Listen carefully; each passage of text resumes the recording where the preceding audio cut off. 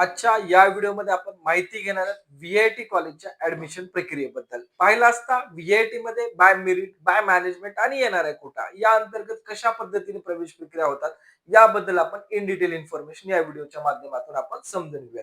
जो आपण last video या ठिकाणी बनवला होता यामध्ये आपण पीआयसीटी कॉलेज बद्दल संपूर्ण माहिती दिली होती. तशीच इन्फॉर्मेशन या आपण व्हिडिओमध्ये आपण व्हीआयटी बद्दल देणार आहोत.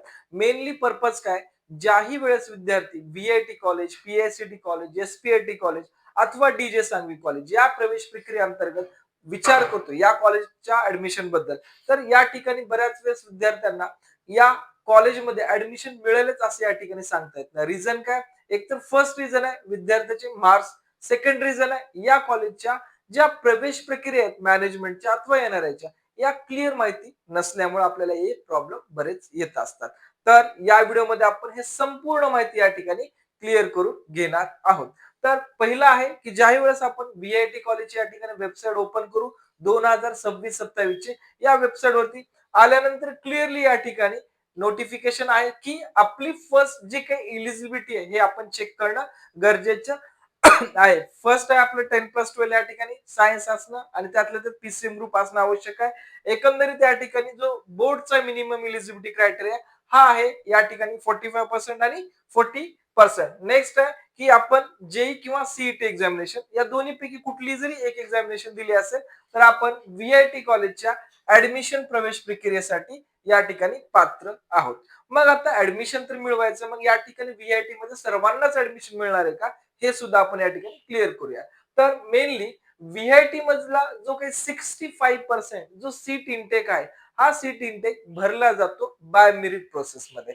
म्हणजे जे काही आपला सीईटी सेलचे मार्क्स आहेत किंवा सीईटी एक्झामिनेशनचे मार्क्स आहेत या मार्क्स वरून 65% हा कोटा भरला जातो. रिमेनिंग जे काही 15% मार्क आहेत जेई मेन्सचे, या जेई मेन्सच्या मार्क करून हा 15% कोटा भरला जातो. म्हणजे 65 आणि 50% जो कोटा आहे हा बाय मेरिटच आपल्या या ठिकाणी फिलअप केला जाणार आहे.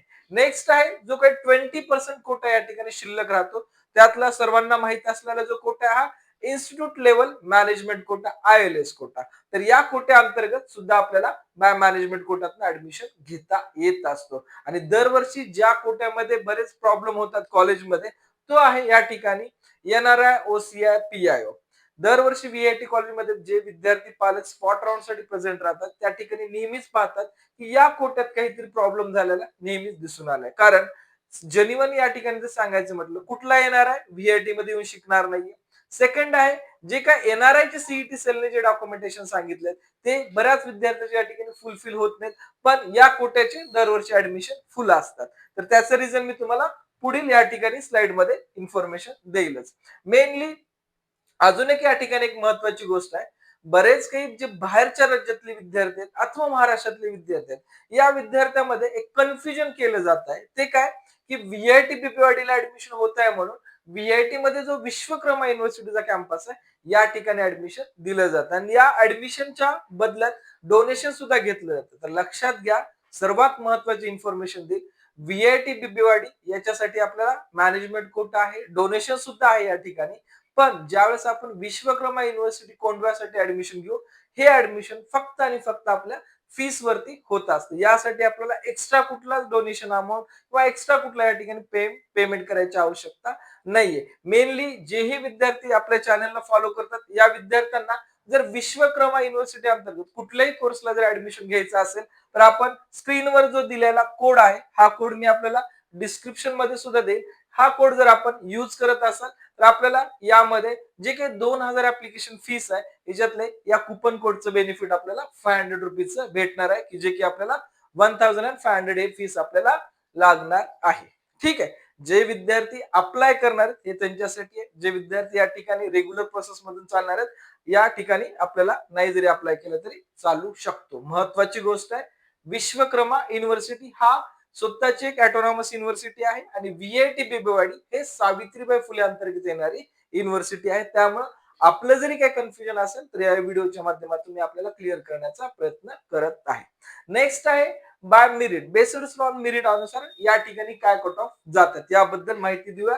सर्वात जर जास्त पाहिलं असता मला असं वाटतं महाराष्ट्रामध्ये सर्वात जास्त इंटेकचं कॉलेज आहे हे सध्याच्या परिस्थितीला व्हीआयटी कॉलेज आपल्याला दिसून येईल. की म्हणजे सर्वात जास्त लार्ज इंटेक या कॉलेजचं आहे. त्यातल्या त्यात कॉम्प्युटर असेल, आयटी असेल, इलेक्ट्रॉनिक्स असेल, artificial intelligence plain, computer science आणि artificial intelligence, data science, cyber security, machine learning असा एकंदरीत आपण जर एवढा सर्व कॉलेजचा आणि एवढ्या ब्रांचेसचा जर विचार केला तर आपल्याला हा रेशो आणि हा नंबर हा खूप जास्त असलेला आपल्याला दिसून येत आहे.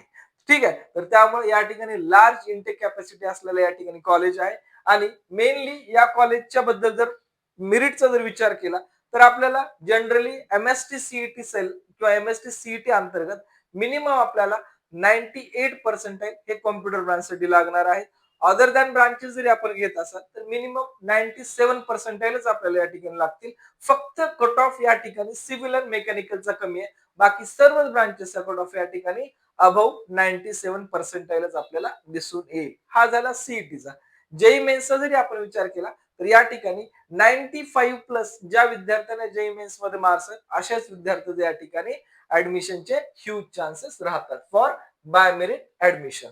नंतर ज्याही विद्यार्थ्यांना स्टुडंट हेल्पलाईन सेंटरची इंजिनिअरिंगची हँडबुक घ्यायची आहे असे विद्यार्थी जे स्क्रीनवरती नंबर दिसत आहेत यावरती कॉल करून आपण या हँडबुकला ऑर्डर करू शकतात. या हँडबुक मध्ये जे तुम्हाला 18 पॉइंट दिलेत हे इच अँड एव्हरी डिस्क्राईब केलेत पूर्ण कॉलेज अनुसार, युनिव्हर्सिटी अनुसार.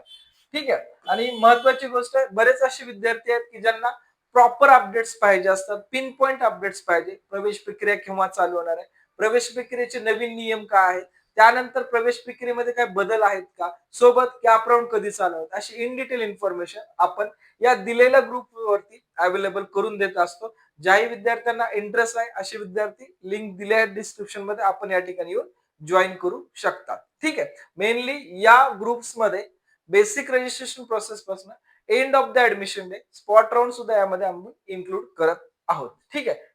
नेक्स्ट या ठिकाणी management quota for VIT admission. आता दरवर्षी पाहिलं जातं की व्हीआयटीच्या मॅनेजमेंट कोट्याअंतर्गत बऱ्याच मोठ्या प्रमाणात ऍडमिशन होतात. पण काही ठिकाणी हे जेन्युइन रित्या होतात, काही ठिकाणी यामध्ये बराच पैसा या ठिकाणी उकळला जातो. बऱ्याच वेळेस कॉलेजच्या फीस व्यतिरिक्त सुद्धा 10-12 लाख रुपये या ठिकाणी घेतले जातात. मग हे कितपत खरं आहे, कितपत खोट आहे हे सुद्धा मी या ठिकाणी क्लिअर करणार आहे. कारण जर आपण व्हीआयटी कॉलेजची मॅनेजमेंट प्रोसेस जर पाहिली तर आपला जोही गव्हर्नमेंटने ILS राऊंड दिला या राऊंड अनुसारच हे प्रवेश प्रक्रिया होत असते. आणि या राऊंड मध्ये आपल्याला जेही या ठिकाणी आपलं पेमेंट्स दिल्यात व्हीआयटी कॉलेजने 6,24,000 आणि 4,18,000 हे डीडी काढूनच आपल्याला या ठिकाणी ऍडमिशन करायचं आहे. ठीक आहे. तर यामध्ये विद्यार्थ्यांना काळजी घ्यायचंय की हे जे काही आपलं ऍडमिशन होणार आहे व्हीआयटी मॅनेजमेंट कोट्याचं हे एकंदरीत या ठिकाणी संपूर्ण कॅप राऊंड झाल्यानंतरच होणार आहे. एकंदरीत या मॅनेजमेंट कोट्याची जे फीस आहे ते या प्रकारे मी तुम्हाला मेन्शन केली आहे. विद्यार्थ्याला जर कॉम्प्युटर, त्यानंतर आर्टिफिशियल इंटेलिजन्स आणि मशीन लर्निंग या ब्रांच मध्ये ऍडमिशन घ्यायचं असेल तर 6,24,000 एवढी फीस पेड करायची आहे. आणि या व्यतिरिक्त आयटी आहे, डेटा सायन्स आहे, कॉम्प्युटर सायन्स आहे किंवा या ठिकाणी ब्लॉकचेन टेक्नॉलॉजी अशा ब्रांचेसला ऍडमिशन घ्यायचं असेल तर आपल्याला या ठिकाणी आपल्याला 4,18,000 रुपये हे या ठिकाणी फीस चार्ज केली जात आहे.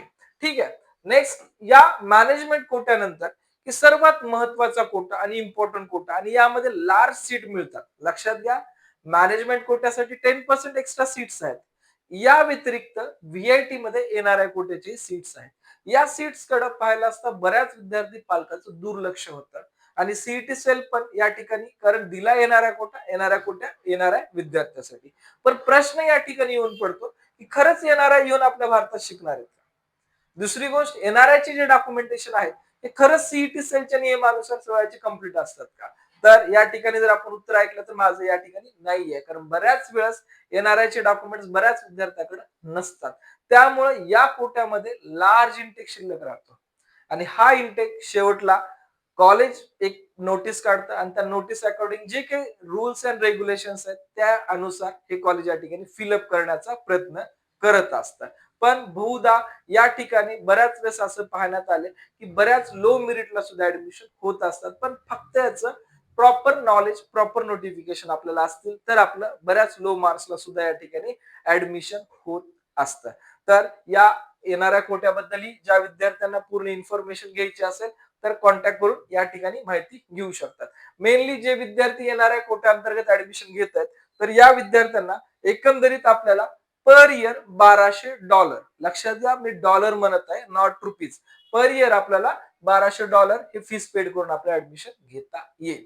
नेक्स्ट आहे CWG, OCI आणि या ठिकाणी PIO कोटा, जोही या ठिकाणी या कोट्या अंतर्गत विद्यार्थ्याला ऍडमिशन घ्यायचं आहे, असे विद्यार्थी या ठिकाणी कॉलेजच्या फीसचा जर विचार केला असता, सर्व ब्रांचसाठी या ठिकाणी आपली $1000 या ठिकाणी $1000 एवढी फीस आहे. ही फीस भरून आपण या कोट्या अंतर्गत सुद्धा ऍडमिशन घेऊ शकतात.